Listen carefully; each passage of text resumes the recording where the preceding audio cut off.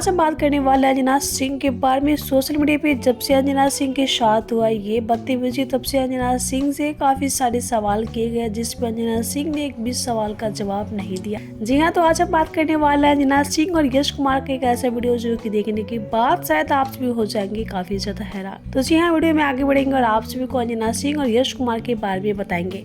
लेकिन आप वीडियो को लाइक और सब्सक्राइब नहीं किए तो पहले से लाइक और सब्सक्राइब कर ले। वैसे तो आप सभी जानते हैं कि जब से अंजना सिंह के साथ ये बदतमीजी की गई, वो भी बीच सड़क पे, तब से अंजना सिंह से काफी सारे सवाल किए जा रहे हैं। यहाँ सबसे पहले अंजना सिंह से सवाल किए जाने वाले हैं कि क्या आपके सपोर्ट में यश कुमार मिश्रा आए, और आए भी तो सोशल मीडिया पे क्यों नहीं दिखा उनका लाइव वीडियो। और बात करेंगे एक्स वाइफ के बारे में, तो जी हाँ, यश कुमार ने साफ साफ कहा कि वो मेरी बेटी की माँ है, जो कि मैं बखूबी ख्याल रख सकता हूँ अपनी बेटी की माँ को।